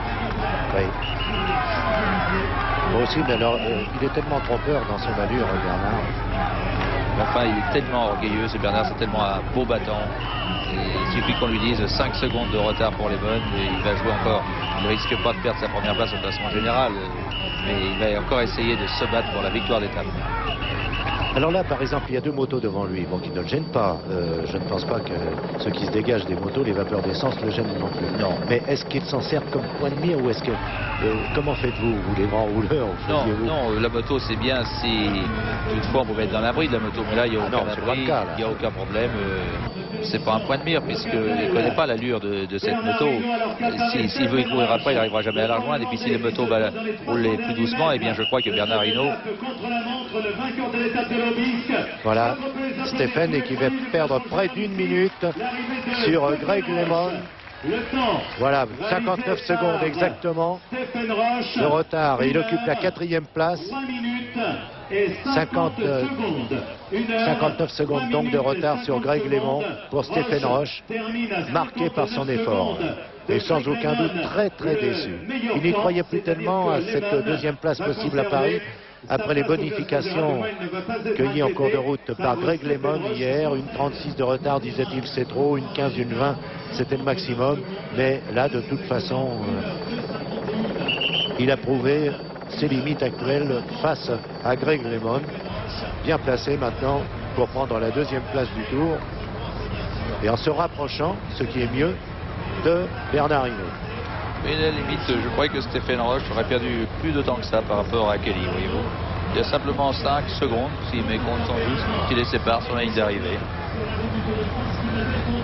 Alors donc, Roche est assuré de terminer 3e de ce Tour de France. Et Bernard dans le dernier kilomètre. Alors là, ça y est. La locomotive est sur ses rails. Fini une vitesse aussi. Voilà, 46 secondes. 44 maintenant pour Bernard Hinault. S'il veut battre Greg LeMond, ça paraît difficile. Et ce sera rapproché. Je vous rappelle qu'au 43e kilomètre, Hinault comptait 10 secondes de retard sur LeMond. Oh, ça va vite. À ceux qui préparaient l'appareil de photo pour enregistrer Bernard au passage, c'est à près de 70 à l'heure. N'en doutez pas que Bernard est en train de terminer cette course. Ah oui, c'est formidable. L'effort qu'il peut faire pour essayer 15 de secondes, ravir la 14 première secondes place encore. avec Lemon. 14 secondes, il reste 200 mètres. C'est un temps de sprinter, ça va tenir à la seconde. C'est un temps de sprinter sur une Non, piste. il ne gagne pas, je crois. Non. Non. Il sera battu de 5 à 6 secondes, mais termine à une allure de 5 secondes exactement. Bernard Hinault est battu par Greg LeMond, c'est-à-dire qu'au classement général, Greg LeMond partira demain pour la dernière étape vers Paris avec un retard de 1,54 sur son leader Bernard Hinault. Stéphane Roche toujours installé à la 3e place, 4e Kelly, 5e Anderson, classement inchangé en ce qui concerne ces hommes, et pas plus pour Delgado et Herrera, Para, Chozas et Rutiman, seul Rutiman étant battu par Zotomek pour les 10 premières places. Les 2 premiers du Tour de France, également les 2 premiers dans les figures imposées, si l'on ose dire aujourd'hui, contre la montre. Je pense que là nous avons, avec ce résumé de cette dernière étape contre la montre, la parfaite physionomie de ce Tour de France, Jacques. Ah oui, Lemon termine très fort ce Tour de France. Évidemment, c'était dommage peut-être pour le Tour, mais pas pour Bernard Hinault, que Lemon soit dans la même équipe que Bernard Hinault. Il faut dire quand même à quel point Bernard Hinault s'est battu quand je vois qu'il avait 10 secondes de retard à 5 km de l'arrivée et qu'il vient reprendre 5 secondes à Lemon qui a terminé très très fort. Il se bat jusqu'au bout, ce Bernard Hinault, alors qu'il n'est pas à 10 secondes près. Mais il faut voir l'effort qu'il peut le fournir dans les derniers mètres de course. C'est ahurissant et c'est malheureux à la limite, je dirais, d'échouer de 4 ou 5 secondes. J'ai envie de me faire le défenseur de Bernard. Il s'est battu avec une telle rage dans cette étape. Oui, ben, j'ai Kelly ici pour l'instant avant d'avoir Bernard Hinault. Il termine donc en 4e position. Sean Kelly, c'est une place à laquelle vous vous attendiez? C'est-à-dire, c'était un parcours très très dur. Hein. Alors, je croyais au début, je marchais pas trop fort, mais c'était un peu le parcours, était très très dur. La route ne rentrait pas. Même dans le temps, hein, ça ne tournait pas. Okay. Greg LeMond. Attention. Allô. Greg LeMond. Attendez, Greg. Robert Chapat. Oui, oui, bien. Attendez, bon, c'est toujours parce que je vous assure, c'est la bousculade ici. Oui, oui, on n'en doute Attendez pas. un instant. Greg. 4 ou 5 secondes. J'ai envie de me faire le défenseur de Bernard. Il s'est battu avec une telle rage dans cette étape. Oui, ben, j'ai Kelly ici pour l'instant avant d'avoir Bernard Hinault. Il termine donc en 4e position. Sean Kelly, c'est une place à laquelle vous vous attendiez? C'est-à-dire, c'était un parcours très très dur. Hein. Alors, je croyais au début, je marchais pas trop fort, mais c'était un peu le parcours, était très très dur. La route ne rentrait pas. Même dans le temps, hein, ça ne tournait pas. Okay. Greg LeMond. Attention. Allô. Greg LeMond. Attendez, Greg. Robert Chapat. Oui, oui, bien. Attendez, bon, c'est toujours parce que je vous assure, c'est la bousculade ici. Oui, oui, on n'en doute Attendez pas. un instant. Greg LeMond, est-ce que vous pensiez aujourd'hui battre Bernard Hinault? Non, j'ai pas pensé. J'ai pensé juste battre Stéphane Roche pour la 2e place, mais quand j'ai battu, je me sentais super bien. Et j'ai envie de gagner, mais je crois pas que je peux battre Bernard. Autrement dit, ce parcours vous a plu? Pardon? Le parcours vous a plu? J'avais un peu peur pour les virages et tout parce que c'est une course très technique et je manque un peu sur les virages, mais ça va aller. Voilà, le voici happé par la foule et nous aussi. Vous savez, je me demande encore comment mon micro tient le choc. L'écouteur est renversé. Robert? Oui. Tenez bon, Jean-Paul, plus que 24 heures. Paris est devant vous. C'est la première victoire d'un Américain sur le Tour de France, je crois. Ah oui, en victoire d'étape, oui, bien sûr. Bah oui, je crois que c'est la première victoire de Lehmann sur le Tour. Oui, c'est à noter. Dont on disait il y a quelques jours, il ne pourra pas gagner le Tour. Il n'a même pas gagné une étape sur ce Tour. Et bien, là, il nous a démontré le contraire. Il a battu Bernard Hinault dans une étape contre la montre sur un parcours très éprouvant où vraiment c'était le plus fort aujourd'hui. On pourrait les associer dans la victoire tous les deux parce que 4 secondes qui les séparent, c'est vraiment peu. Mais c'est vraiment les hommes forts de ce Tour qui se dégagent avec Lehmann et Bernard Hinault. Et on constate en regardant les 10 premiers du classement général que le Tour a drôlement élargi ses frontières alors qu'on lui reprochait trop souvent de ne concerner que le continent d'une part et l'Ouest européen. Ah oui, on va avoir des Australiens, des Canadiens, des Américains, des Colombiens. J'oubliais les Colombiens, il y en a 2 au passage dans les 10 premiers. Un Suisse, un Hollandais, un Espagnol et nous avons un Français quand même en tête. Oui, heureusement qu'il est là, lui d'ailleurs. Et les 2 Irlandais. En saluant aujourd'hui, c'est le cas de le dire, en saluant Marie, parce que la belle place qu'il occupe au classement de l'étape, la 6e, j'aimerais bien d'ailleurs s'il le peut, tandis que Greg LeMond est à nouveau félicité à la fois comme vainqueur de l'étape et pas mécontent d'avoir gagné, 2e donc du Tour de France, et il semble que le classement soit établi, j'aimerais bien que Pierre Vadel puisse nous représenter le classement de l'étape afin je peux d'analyser vous donner là, Robert, si vous voulez. Oui, le voici en même temps. Premier Lehmann, deuxième Hinault à 5 secondes, troisième Anderson à 31 secondes, et puis nous avons donc en 4e position Sean Kelly, en 5e position Stéphane Roche, voilà pour les 5 premiers. Et Marie 6e, 7e Bauer, 8e Sergent, meilleur belge de la journée, 9e Joël Pellier, 3e Français donc à s'inscrire parmi les 9 premiers, et je retiens particulièrement les performances de Marie et de Pellier, et 10e Schkeppers, qui a peut-être grâce à ce Tour de France retrouvé la confiance qui lui manquait et pourrait maintenant justifier toutes les grandes espérances d'Eddy Merckx à son sujet quand Eddy affirmait le nouveau grand en Belgique, c'est Eddy Schkeppers. Il avait gagné le Tour de l'Avenir, donc aujourd'hui il confirme. Et ce Tour de l'Avenir, nous retrouvons de nombreux hommes qui s'y sont distingués justement parmi les 10 premiers.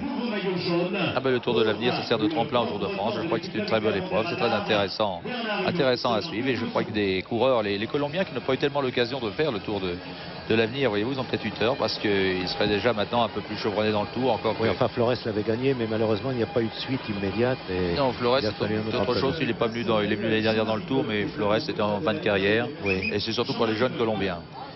Enfin, les Colombiens maintenant sont 2 dans les 10 premiers de ce Tour de France. Ça va être quand même les hommes de demain. Oui, je le pense aussi. Bien, voilà, un bon bol d'air pendant que nous vous écoutons, Jean-Paul. Un bon bol d'air au-dessus de la campagne limousine.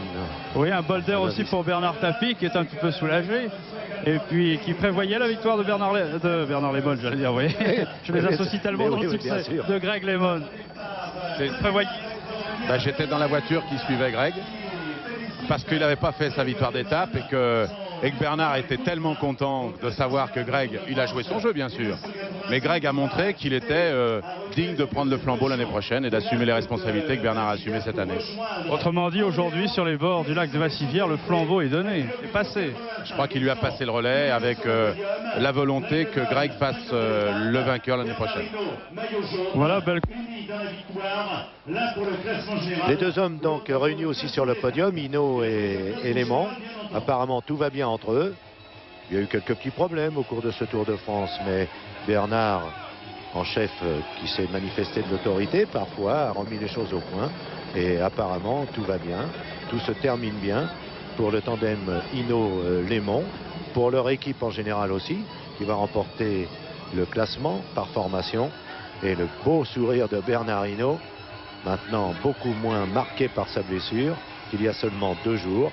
C'était vraiment une belle journée, Jacques. Oui, une belle passation de pouvoir, comme le disait Bernard Tapie, entre Hinault qui est battu Troino qui est battu aujourd'hui, qui passe le pouvoir maintenant à Greg LeMond pour l'année prochaine. Oui, mais enfin, qui conserve aussi son maillot jaune avant de remporter son 5e Tour de France. Rendez-vous demain aux Champs-Élysées, mais vous ne quittez pas évidemment Antenne 2. D'autres festivités sportives vous sont promises.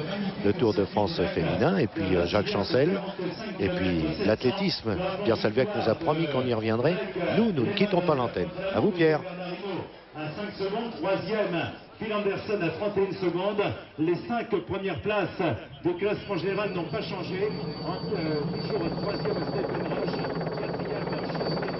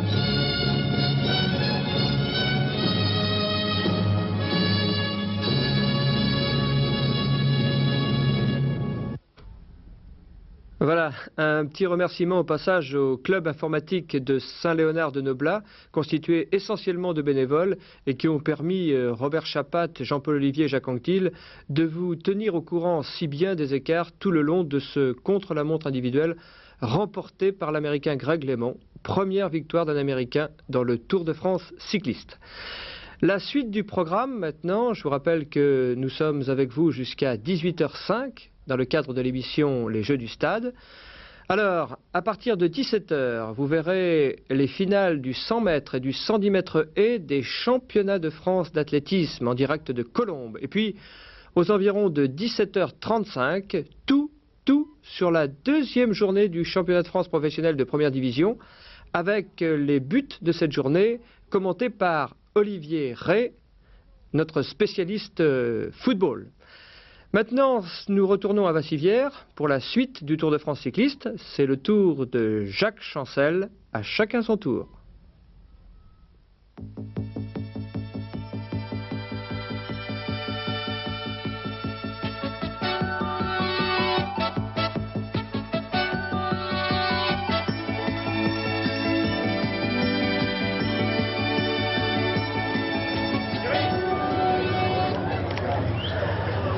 À chacun son tour, les images du lac de Vassivière, vous avez vu ce très bel endroit. Nous sommes sous notre tente pour la dernière fois puisque demain nous serons à Paris, étape contre la montre, vous le savez, qui a été gagnée par Greg LeMond. Mais nous devons dire que nous sommes particulièrement heureux de voir à une très bonne place Thierry Marry. Alors comment ça s'est passé, Thierry? Aujourd'hui, j'avais décidé... il y a plusieurs jours comme ça que j'avais mijoté ça dans ma petite tête que je voulais réaliser une belle performance.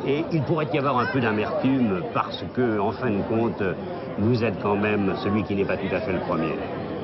Oui, mais chacun a eu son rôle et comme je vous dis, bon, on a eu la course en main vraiment dans ce Tour de France. On a fait ce qu'il fallait, on a su protéger nos leaders pour les amener en bonne condition et dans la montagne et dans les contre-la-montre. Et on ne peut pas tout faire. Je crois que la plus grande satisfaction pour nous, les équipiers, ça va être demain quand on va rentrer sur les Champs-Élysées. Vous savez que je crois que dans une carrière de coureur cycliste, être ramené sur les Champs-Élysées un maillot jaune, ça compte. Cette année, on va faire le doublé. J'ai eu la chance de participer au Giro et au Tour de France.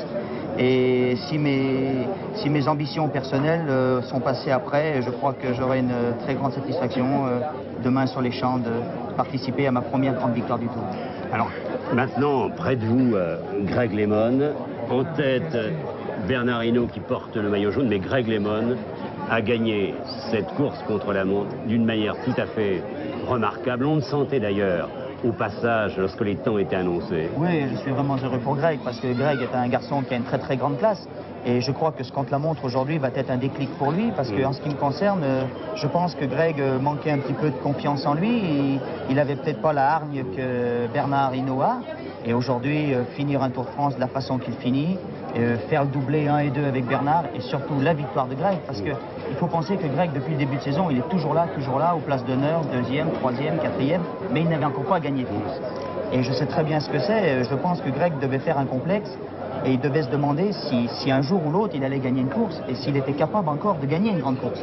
Et je crois qu'aujourd'hui, cette victoire dans le contre-la-montre est une très très grande victoire. C'est fini le complexe, Greg? Oui, vous avez gagné, là. C'est vrai, ça donne beaucoup de confiance parce que cette année, j'ai presque gagné deux courses, Tirreno Adriatico, Pays Basque, et je dis comment est-ce qu'une victoire va arriver. J'ai attendu très longtemps pour ça. Alors Greg LeMond, je vais vous demander cette fois-ci d'être tout à fait franc. Vous auriez pu gagner le Tour de France?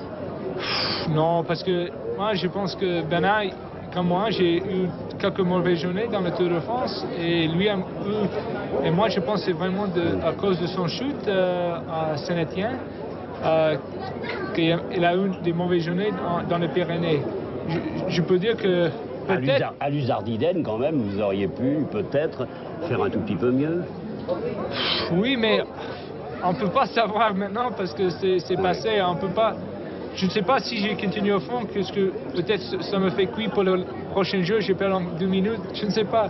Vous avez joué le jeu, en tout cas. Pardon? Vous avez joué le jeu de l'équipe. Oui, mais j'ai un contrat avec la victoire.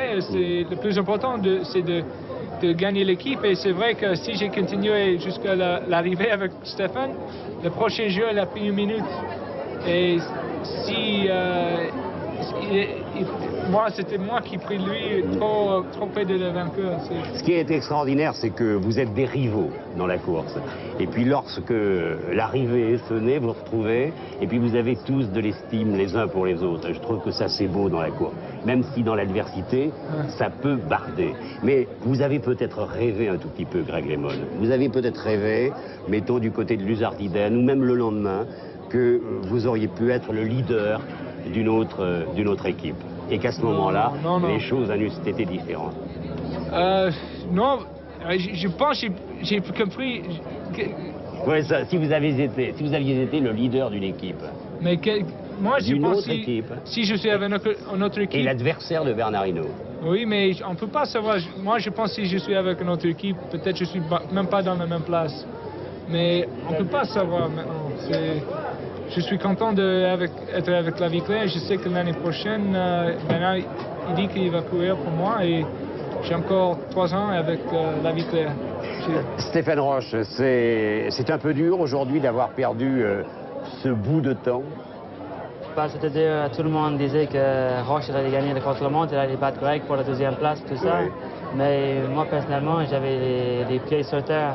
Heureusement, parce que j'ai bien parti, mais j'étais peut-être un petit peu trop anxieux parce qu'au bout de 7 ou 8 km, je jouais un point à côté.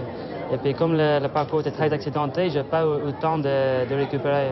Alors j'étais bien content de garder mon 3e place parce que j'étais quand même pas très joli sur mon vélo. Raphaël Giminani, vous êtes content de ce qui s'est passé? Pas tellement. Non, écoutez, mais vous n'êtes pas furieux. C'est pas une déception, c'est une constatation que je viens de faire. Il est vrai que Steve, Steve s'accommode plus d'un parcours rectiligne qu'un changement. Je pensais qu'il allait s'accommoder de ce parcours qui était très chaotique. Et finalement, il a desservi. Il a fait illusion pendant 10 km. Il s'est désuni, il a terminé dur. Et il a concédé énormément de terrain sur la fin parce qu'il ne s'est pas adapté au terrain. Et c'est la constatation qu'il devra tenir compte pour les prochaines années, surtout sur des parcours qui sont similaires à celui d'aujourd'hui. Vous partez de ce principe, Raphaël, que vous n'êtes jamais battu, mais cette fois-ci, vous l'avez été. Ah ben oui, ben diable, ben écoutez, il est depuis quelque temps, non. Je pensais qu'il aurait pu s'adapter, mais Jacques Anquetil aurait fait la même chose. C'est pas un parcours pour des rouleurs, c'est des parcours pour des bagarreurs. Et il est vrai que Greg et Bernard Hinault se sont plus imposés que lui s'est imposé sur ce parcours. Vous avez déjà fait le festin des reproches? Non, non, je viens de le voir, non, enfin, on en tirera des déductions qu'il devra noter, dire que sur ce parcours, il pourra donner beaucoup plus, un maximum de son talent, et sur certains, il devra apporter quelques réserves. Bon, vous avez annoncé vos décisions, vous êtes venu ici il y a une quinzaine de jours, et vous m'aviez dit, je ferai une grande chose le 17, cette grande chose a été faite. Roche a gagné à l'Aubisque, Régis Simon a gagné à Pau. Je vous dois des félicitations et vous savez que vous m'avez envoyé un messager, mais... Ah oui, moi je vous devrais presque des excuses parce que notre ami, parce que les gens ont pu croire qu'on pouvait être fâchés, mais hors antenne, nous sommes les meilleurs amis du monde. Et le facétieux, pour ne pas dire plus de coquin de Jean-Marie, a pas proféré un mot que je dis rarement, et d'ailleurs que je n'ai pas dit. Mais enfin, il faut quand même... Vous allez faire la course demain? Non, je pense que les carottes sont cuites. Pourquoi vous n'allez pas lancer Stéphane Roche? Mais non, il faut être... Écoutez, il ne s'est jamais rien passé le dernier jour. Vous ne laisserez pas partir, Bernard, allez, redites-moi ça. De toute façon, on ne le laissera pas partir. Ça veut dire que demain, la course sera donc bloquée? Ça fait 3 semaines que... Ça fait 3 semaines qu'elle est bloquée. Ça, c'est une révélation. C'est pas demain qu'on va lâcher les brides, au contraire. Et vous, Greg, demain, vous n'avez pas envie de gagner aux Champs-Élysées? Je crois que tout le monde a envie de gagner, mais je pense que c'est pour les sprinteurs. Je ne suis pas assez vite de gagner un sprint contre Van der Aarden. En tout cas, Greg, bravo. Et puis, je sais que la nuit sera belle. Mais demain, quand même, ne bloquez pas trop la course. Ok. Stéphane pourrait passer. Ok. Xavier Louis, vous êtes le directeur adjoint du Tour de France. Vous êtes aussi celui qui prépare le Tour de l'avenir. Et le Tour de l'avenir, maintenant, c'est septembre. Alors, vous tirez des enseignements de ce Tour des grands avant d'annoncer le Tour des jeunes? L'enseignement, c'est que nous avons eu aujourd'hui la première victoire d'un Américain, Greg LeMond, ancien vainqueur du Tour de l'avenir. Voilà. Au même titre d'ailleurs que Eddie Skapper, 10e aujourd'hui, au même titre que Charles Mottet ou Pascal Simon. Ces garçons ont prouvé dans le Tour de l'avenir qu'ils étaient aptes un jour à venir sur le Tour de France pour y briller. Première victoire d'un Américain, c'est aussi la mondialisation du Tour. Le Tour de l'avenir a beaucoup servi cette mondialisation avec les coureurs colombiens qui, contrairement à ce qu'a dit d'ailleurs Jacques Anquetil, sont venus régulièrement sur le Tour de l'avenir depuis 1980. Alors, en septembre, vous aurez je ne sais plus combien de nations, puisque ce sont des équipes nationales. Il y aura combien? 20 équipes? Nous aurons environ, nous n'avons pas arrêté le chiffre définitivement, il y a 35 candidatures. Oui. Il y a moitié d'équipes nationales amateurs et moitié de groupes sportifs professionnels. Et nous aurons une bonne vingtaine de nations représentées. Xavier Louis, j'espère que nous nous retrouverons sur le Tour de l'avenir. Et pour terminer, je voudrais demander à Marcel Julien ce qu'il a pensé de ce Tour de France, de cette étape du Tour de France. Oui, non, d'abord, c'était la première fois que j'avais vu un Grand Prix des Nations, donc une course contre la montre, mais c'était ma première étape du Tour de France, contre la montre et dans un circuit. Caractéristique particulière, et ça fonctionne, et j'ai été très frappé par le... Il me semble que c'est en progrès, je ne sais pas, mais que le nombre de pointages et la rigueur de ces pointages et le phénomène de communication sont parfaits. Je ne sais pas comment ça aboutit aux coureurs, mais dans les voitures, on sait parfaitement ce qui se passe. Je veux dire, on n'est jamais en train de se dire, oui, mais à tout instant, il y a entre un maillot et un autre un combat, et c'est toujours intéressant. Voilà. Et l'éthique de la course, je précise que Jean-Didier Wolfram vient d'être nommé directeur adjoint de l'école des Beaux-Arts. Alors l'éthique et l'esthétique de la course. C'est officiel. Non, ce n'est pas une question d'esthétique, c'est une question d'ensemble, de plaisir total de l'œil et de couleur, de beauté. Et surtout, ce qui m'a frappé, c'est la foule bonne enfant. C'est-à-dire, c'est pas une foule qu'on peut mener partout et inconditionnellement. Il n'y a pas de violence. il y a des millions de personnes, mais il y a une chaleur et ça m'a beaucoup frappé. Il n'y a pas de gauche, il n'y a pas de droite. Ah non, Il y a des heureusement. gens qui regardent. Heureusement, ça serait le comble. Ça serait le comble. Non. Non, pour moi, c'est une surprise totale et une bonne surprise. Le sens de la fête, hein, car il y a un sens de la fête et une nécessité de la fête. On se dit que ce Tour de France, vous le rendez de plus en plus d'année en année, s'ouvrant vers d'autres vérités. On se dit que cette pénétration, ce fil rouge à travers la France, qu'on ne voit à peu près jamais à ces endroits-là, qui vient, sinon que vous, ce soir ici, on a envie que ça se produise, que ça aille plus loin, qu'on sache qu'ont été les écrivains qui ont écrit sur ces passages, sur ces régions-là, quelle a été l'histoire locale. On a envie que ce soit un prétexte pour aller plus loin en France. J'espère que nous aurons d'autres occasions de nous retrouver. Il y en a une déjà ce soir, à 19h34, puisque à cette heure-là, vous pourrez voir le journal du Tour présenté par Gérard Rolls. Puis demain, nous nous retrouverons dans un autre site, dans un autre lieu. Nous serons dans notre cours de l'avenue Montaigne, et puis bien évidemment à l'arrivée aux Champs-Élysées. C'était à chacun son tour, nous avons encore d'autres heures à vivre. Et moi, je veux être optimiste. Je veux croire que demain, la course qui nous conduira d'Orléans à Paris sera très, très animée. En tout cas, 19h35, rendez-vous sur la 2. Et tout de suite, rendez-vous à Colombes pour